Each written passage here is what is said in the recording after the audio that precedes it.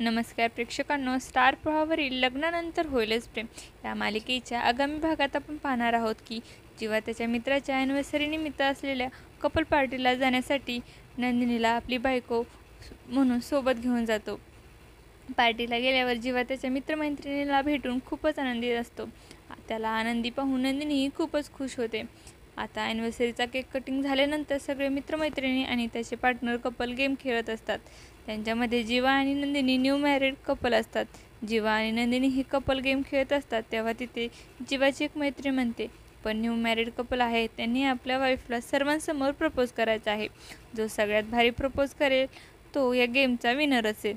आता जीवाला सगळेजण नंदिनीला प्रपोज करायला सांगतात. तर आता जीवालाही एक चान्स भेटलेला असतो की नंदिनीसोबत त्याच्या मनातील भावना व्यक्त करण्यासाठी. तर आता जीवा मनापासून नंदिनीला म्हणतो, नंदिनी, तू माझ्या आयुष्यात आल्यावर समजलं की जीवन काय असतं.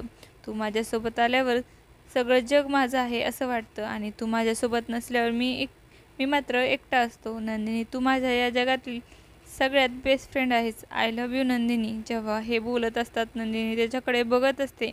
तिला जीवाचे हे बोलणे ऐकून खूपच आनंद झालेला असतो. ती या 5 मिनिटासाठी पूर्णपणे जीवामध्ये हरवून गेलेली असते.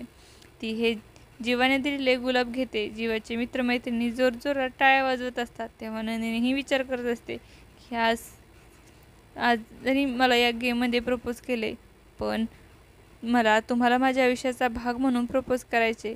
तू या नात्याला एक चान्स दिला तर हे नक्की होईल. तर प्रेक्षकाला मालिकेतील हा ट्विस्ट नात्याचा एक चान्स देणार का? तुम्हाला हा ट्विस्ट पाहायला आवडेल का? हे कमेंट करून नक्की सांगा. तुम्हाला जर आपला व्हिडिओ आवडला असेल तर चॅनलला लाईक, शेअर आणि सबस्क्राईब करायला विसरू नका. धन्यवाद.